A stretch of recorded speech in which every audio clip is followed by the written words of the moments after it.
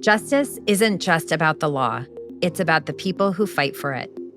I'm Jennifer Long, CEO of Equitas, where justice isn't a concept, it's a commitment. And this is Just Champions. This season, we're doing something new. We're looking at the ways sexual violence, intimate partner violence, stalking, and human trafficking crimes are portrayed in film, TV, and documentaries. Together with my guests, we'll explore how we'd approach these cases if they landed on our desks today, the strategies we'd use, what the law says now, and how we'd support victims in and out of the courtroom to set up the best possible outcomes. Because the law isn't just theory, it's the foundation of real lives, real cases, and real change. Hi, everyone. So this week on Just Champions, we are talking about the series Big Little Lies. For those of you who've watched this, you know this series boasted a star-studded cast, including very big names: Reese Witherspoon, Zoe Kravitz, Laura Dern, Shailene Woodley, and Nicole Kidman. And this season really spotlighted so many issues related to sexual violence and intimate partner violence. Even in the nitty-gritty level of the issues we see: strangulation, impact of domestic violence on children, lethality factors, sex offenders who cross-offend.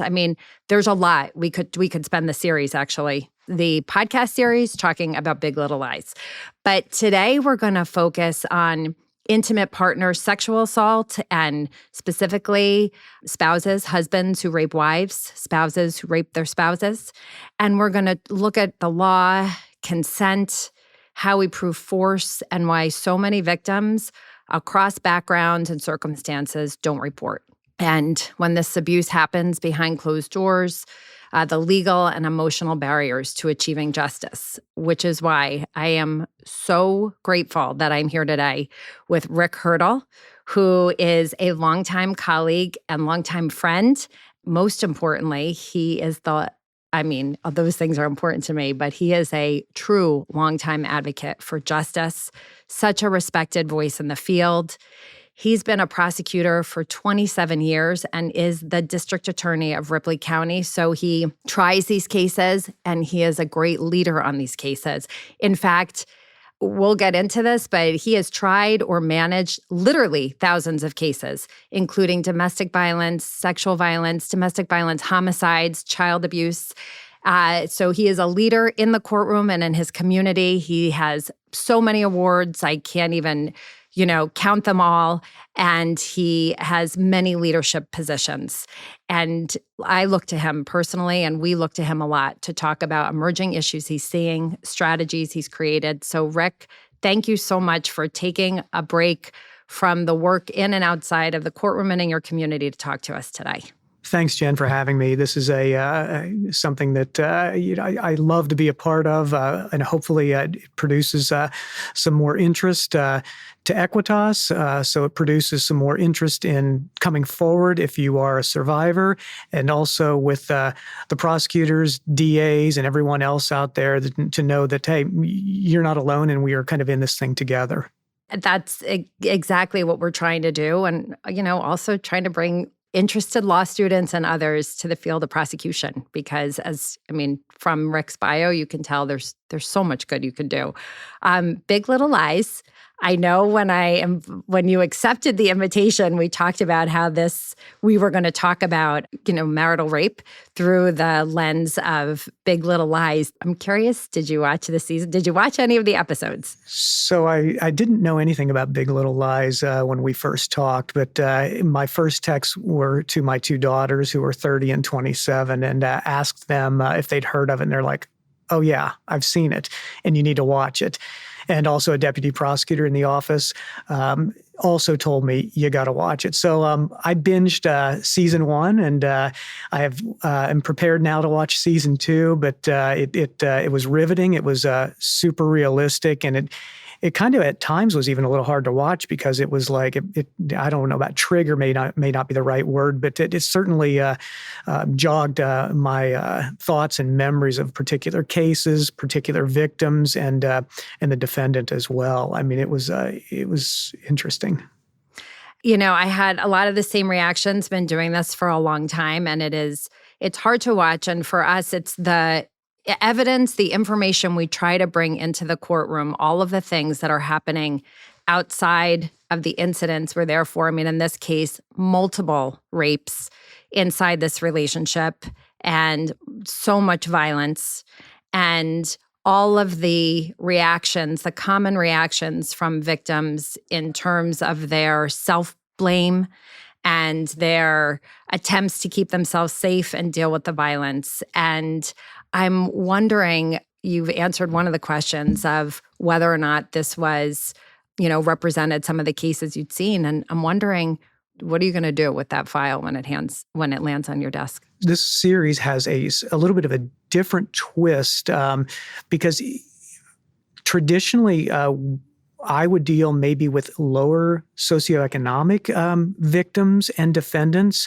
It certainly spans all socioeconomic statuses, sexual violence, domestic violence, and that we see more of the lower. But this kind of triggered a couple of cases. But what comes to mind here is we do need to treat this sort of a circumstance maybe as we would treat others. And I think probably the first, once a police report may be done in this case, we would always meet with the victim. And in this case, certainly Celeste would be on that list, and we would want to try and meet with her. And that first meeting is for her to get a feel for us and us to get a feel for her, to kind of establish a rapport, a relationship with her. And it's always with a victim advocate and a prosecutor or deputy prosecutor, usually the same person who is going to be handling the case. And we're explaining the process because even though Celeste was an attorney here, she may not have any experience in the criminal justice system. And most of our victims do not have experience in the criminal justice system. So we want to explain to them what's a pretrial, what's an omnibus date, what's a trial look like, when will they have to testify, how much is his bond going to be, those sorts of things, and kind of explain all of those things. So I think always first step is to try and establish that relationship before we can move forward, because they don't trust me. They've never met me. They've never met my victim advocate. And so this is the first step in that whole process. The thing about television and Hollywood is that we, as the viewer, we often see things much differently than we would, right, if we're getting a file or a report in front of us. And in this case, I think it's really interesting even how this series discloses the violence in certain order, the way it evolves and even evolving in how the victim may be recalling it.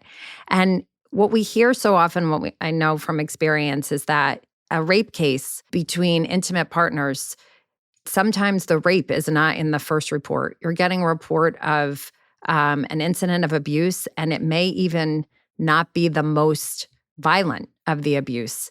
And I'm wondering if that's common. And if you were, to get a report from Celeste, let's say, about one of the acts of violence, maybe the first we see, more of a grabbing, a physical act, how you might work with Celeste to obtain disclosures about what's going on, the full context of the abuse. Well, I think that comes in time, because I think as we see even with the counselor, the disclosure to begin with is not what the disclosure was as she met time and again with that counselor. And I think once that relationship is established and once the trust is sort of built between counselor and client or counselor and patient, similarly it is between prosecutor, DA, and victim. Once they start to feel comfortable and to know that, hey, we're on the same team, we're trying to move forward and represent this survivor and her interest. And I think that's important. And it goes back to a little bit of I will use my child abuse and child molest background to say, disclosure is a process, and that that first statement or that first disclosure is not what everything that has happened. And sometimes that doesn't even happen until we get to the courtroom and you're hearing things for the very first time that had happened to a survivor that you're like, wow, I didn't even know that. And finally they have felt comfortable, or finally they felt like I was in a position to say what actually happened to me. And I say it's shocking, but I mean, that's what's happened. But it's like a little bit alarming. Like, I'm hearing this now for the first time, and I've known you for a year and we've talked about this, but this has not been a part of it. I think that's so important because so many times, it's sometimes a training piece. You'll work with new law enforcement or new prosecutors who don't understand when they get disclosure of a rape later after they're dealing with a domestic violence case and it hasn't come up in the first report. Sometimes they even mistakenly see that as somehow a lack of credibility rather than what it is, which is a very common disclosure of what the full abuse is. Some of the victims don't even know that you can be raped in marriage. They don't even understand that. And, that's the other, again, the brilliant thing about this series is I think all of these cases are different, but it does show that the evolution of the violence and the complexity of a victim who loves their abuser and is terrified of their abuser, but there's no confusion. There may be some consensual acts between them. And then there's very obvious rape. In fact, everything we see is rape. And I'm curious, in cases like that, where you're working with victims who have consensual relationships, how are you addressing the consent defense? Or how are you establishing force, if you will, overcoming that consent defense and establishing force in these cases? Well, I think we start to walk through, even like the counselor did, or we're almost playing a little bit of that role. What does consent or what does sex look like between you and your husband or you and your boyfriend to kind of lay it out? Because if we look at what happened between Celeste and Perry, the sex was very violent. Even if it was at times consensual, it was on the heels of an argument. It was not lovemaking in any way, shape, or form. It was almost like she felt that she had to do it, whether to protect herself, whether to de-escalate him. It goes back to some of that manipulative behavior that these abusers tend to use, and he certainly was using sex as part of that, and the rape portion of that too. And it became clearer as time went on, as you mentioned, the escalation of it, and that came with the physical abuse as well as the sexual abuse, both. And from episode 1 or 2 to episode 7 or 8, it was just increasing and increasing, and you could see the volatility of the abuser increase and as time went on, and it's hard to get in, and frankly, I don't want to get in his head too much, but I mean it's frightening to see the change in behavior and the more entitled that they become, and especially somebody of stature, somebody has wealth, they're driving the Audi, they live in Monterey, and they're overlooking the ocean, and they have everything. And so whether it becomes some of this entitlement or whether it's the wiring that they are born with or the nature versus nurture, it's hard to say. In talking about the force and the level of force, when we are looking at rape cases, there's lots of course, the rape statutes are different across the country, and there's certainly statutes that deal with penetration and contact without consent.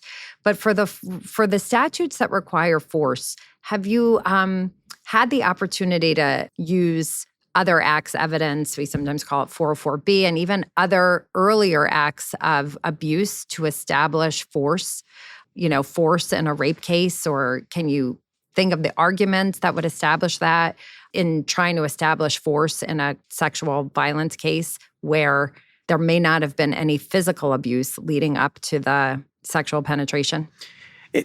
In Indiana is maybe different in other states. I won't speak to other states, but we talk about force or threat of force also. And so when we talk about threat of force, to me, that does open the door to this 404B acts, because if she doesn't consent, if she doesn't comply with his asks or his trying to have intercourse with her, then she knows what's coming. So that becomes that threat of force that we're talking about, because this is what happened a week ago, this what happened a month ago, or this is what happened last night. And I know that if I don't comply, that this is what's going to happen to me. I'm going to get strangled. I'm going to get hit in the stomach. I'm going to get shoved to the floor. And those parts of threat of force become critically important to allow that prior bad act evidence, that 404B, to come in. But the force itself, it can be ever so slight, in my opinion. And convincing a jury at times may become more difficult of what equals the force itself. But I think many people, and obviously we can't say this to a jury, but we want them in the position of that victim to think, okay, what would I have done potentially, or why did she act the way she did? And, I can understand that.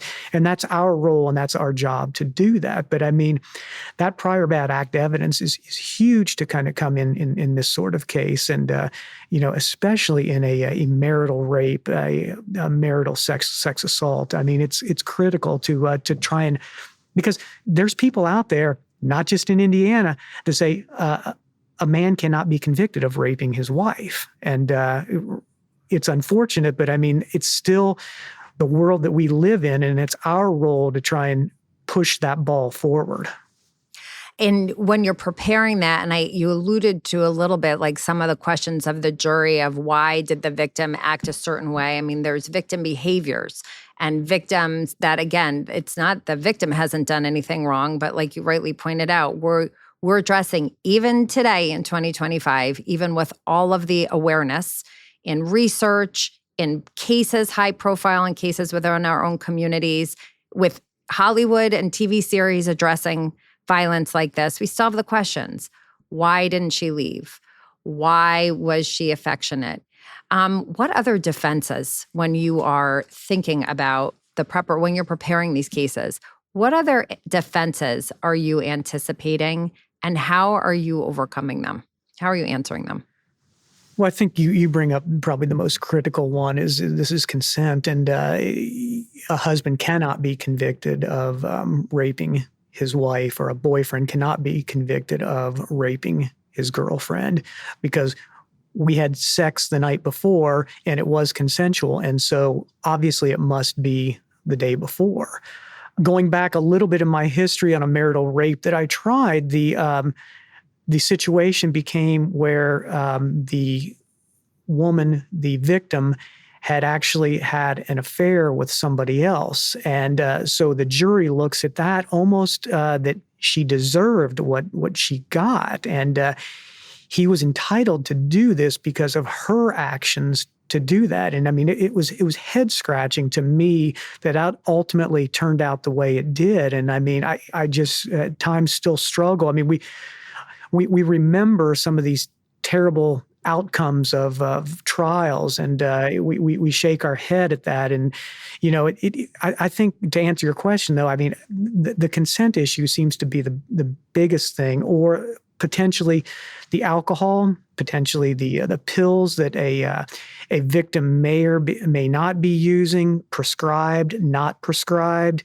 And it goes to that, almost like again, a consent, but she's saying that she didn't.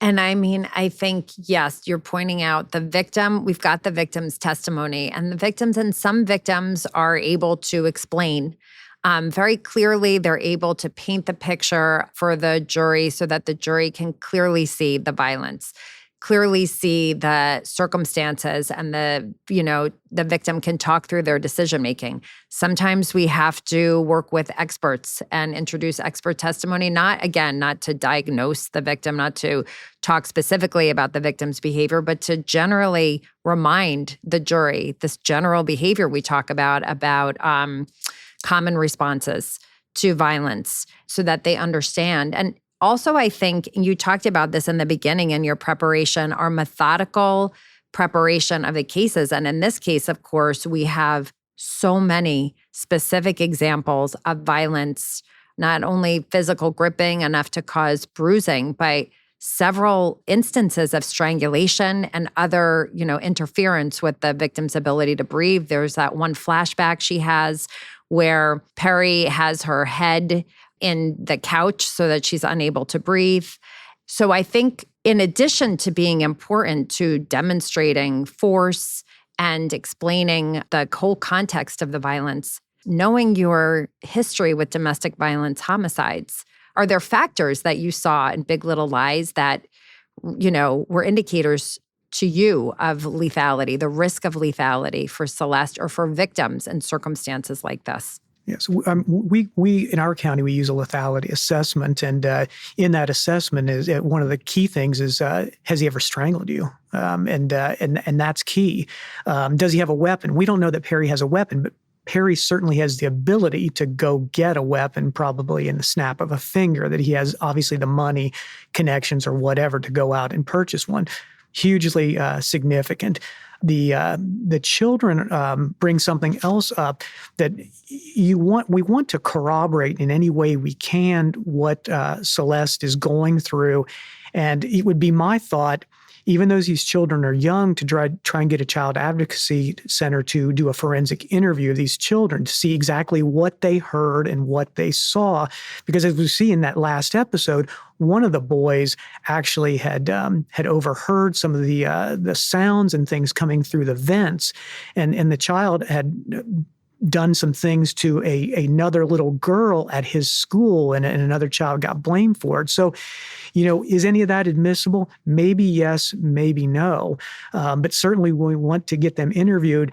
But then we have to weigh the option of, do we want to put a child on the stand to testify against his father? And what is the impact of that on the child? We have to weigh those things, and those are not easy decisions at all. You mentioned the use of an expert. I think they are underused. I think prosecutors need to go find an expert to talk about counterintuitive behavior. They need to talk about why she didn't report, why when she had the means to leave, she didn't leave, and things of that nature. And those are done pre-trial. You're filing this motion for the admissibility of expert testimony to talk about why she did something or why she didn't do something. And you get that pre-trial ruling, and going into that trial whether or not this testimony is going to be admissible or not. That's such a good point about the things we weigh, the things we do. I mean, the Child Advocacy Center, yes, the child as witnesses, an important piece to consider. And then the decision, even if they see something, whether or not we need to put a child on the stand, we balance what the repercussions would be to putting a child on the stand and what the alternatives are.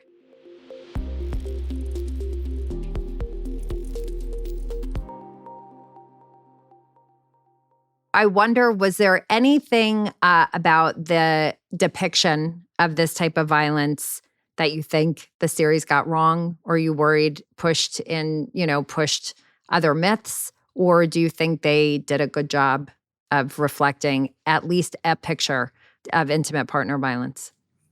I think it was pretty accurate. And it certainly left me thinking, because as we see in the last episode, one of Celeste's friends, Shailene Woodley, who played the character Jane Chapman, had been raped by a man she'd met at the bar. And we didn't know who raped her to the very end. And it was the husband of Celeste, Perry. And then it brings up the question, and as a prosecutor, I'm thinking, okay, is that admissible? Are we going to charge that rape, what he did to Jane Chapman also? Or can we use it as evidence as to what he did to Celeste in the marriage? And so it was thought-provoking at different times, like, oh, wow, okay, this is another thing to think about. It was almost sort of like a mini case study of sorts of admissible evidence, inadmissible evidence, 404B stuff, therapy records, just a Pandora's box. Yeah. And, it's so interesting. People might be thinking, oh, this is Hollywood creating like a very complicated story that all ties together. It doesn't really match reality. But in fact, I really appreciated that link, the rape of Shailene Woodley's character, because one thing we've learned, and we've learned it from the untested rape kit epidemic, which revealed all of these serial rapists. And a great researcher from Ohio, actually, now at Cleveland State, Rachel Lavelle, working with Cuyahoga County, has looked through these rape kits and really looked at the results and learned a lot about offenders. We know so much more now than we did before about cross-offending.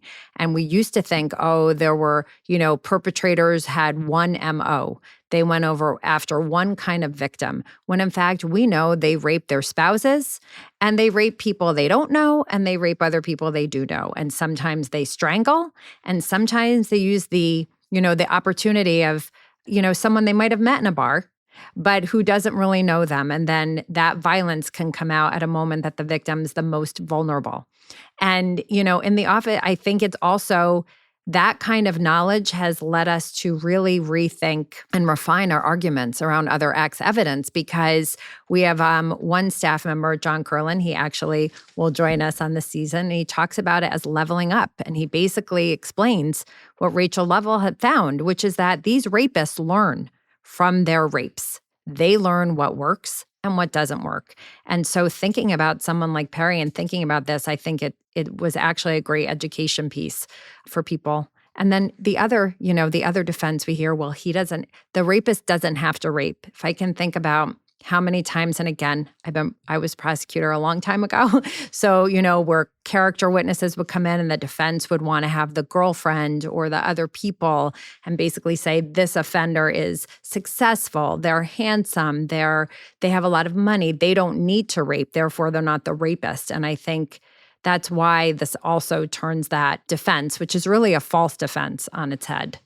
It does. And going back to what we talked a little bit earlier, that relationship that I think assistant prosecutors, deputy prosecutors, ADAs, ASAs, whatever they are in the particular county or state, that building of that relationship, and it starts with that first meeting, and then it goes on to the bond hearing when somebody is arrested, because you're getting a no contact order in there, and also maybe you're applying or asking the court for one, because Perry is going to post bond.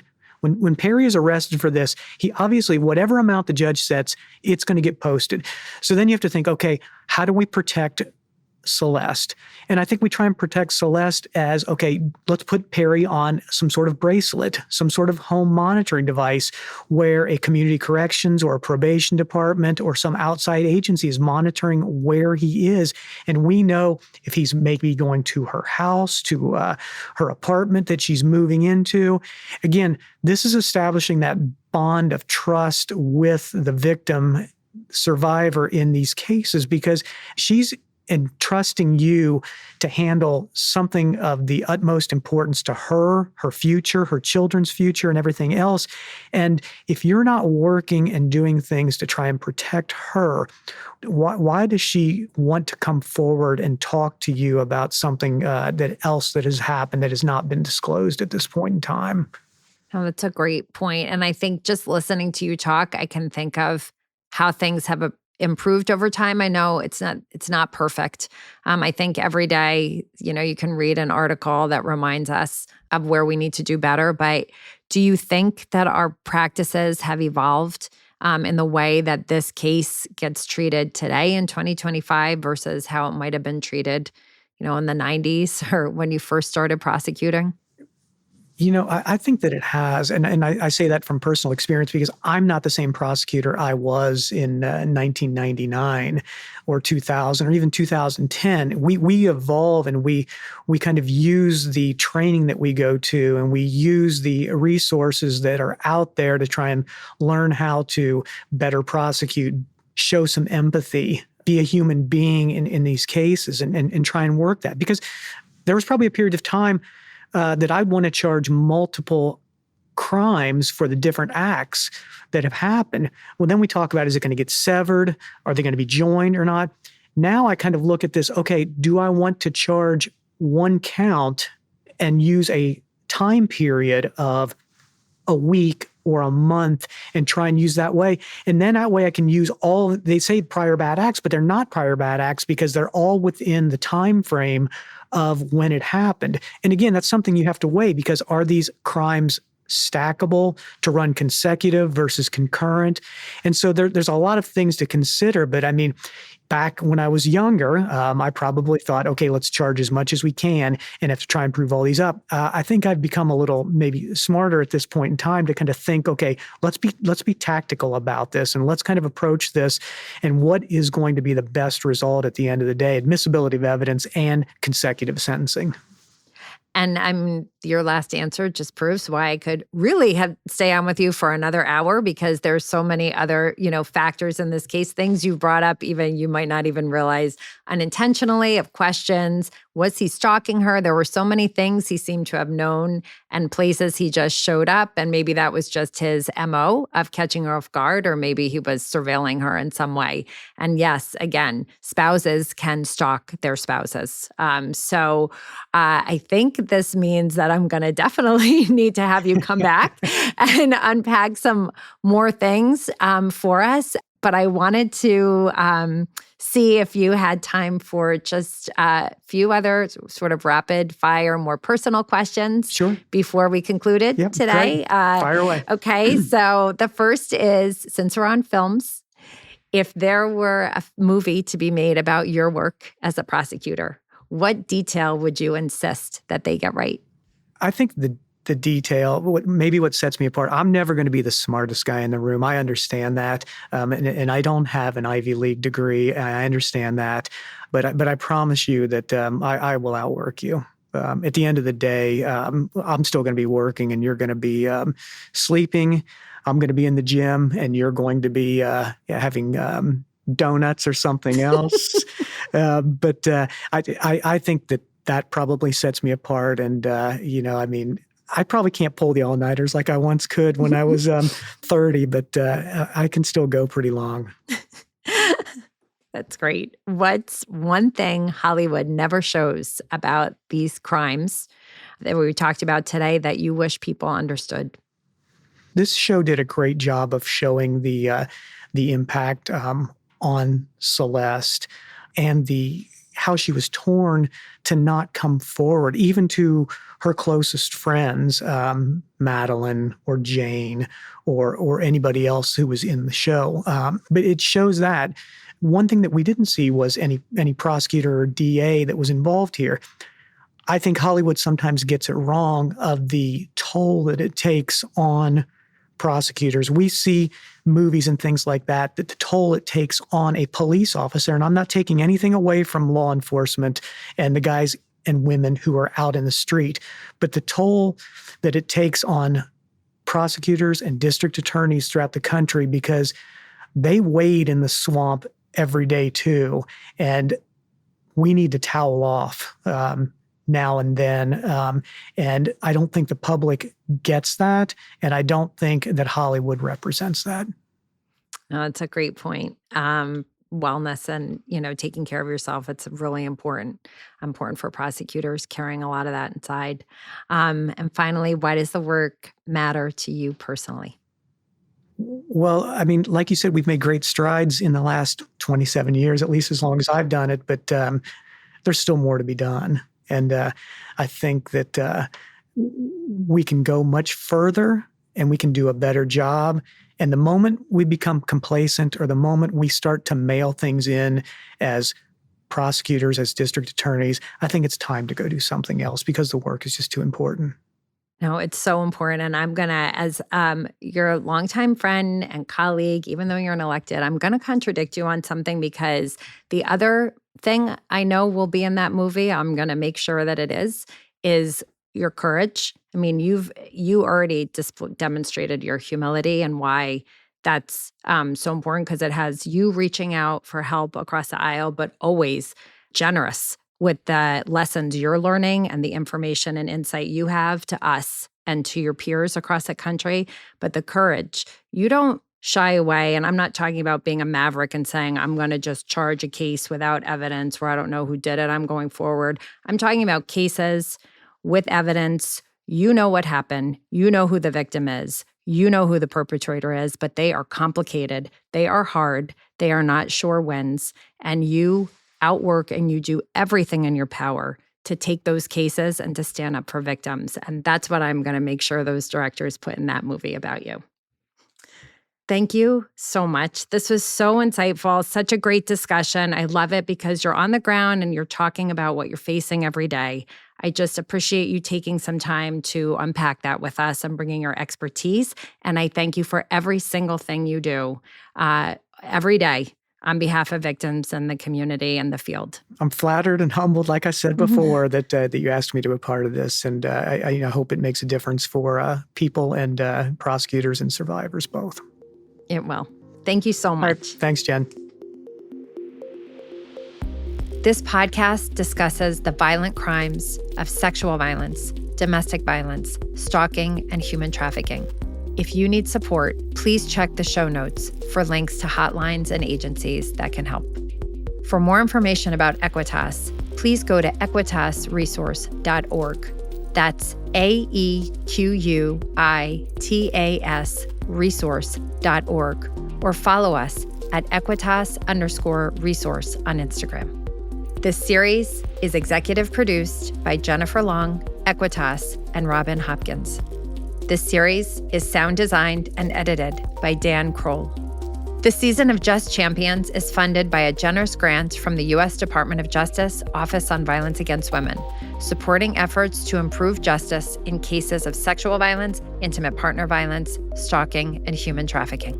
The opinions, findings, conclusions, and recommendations expressed in this podcast do not necessarily reflect the views of the Department of Justice Office on Violence Against Women.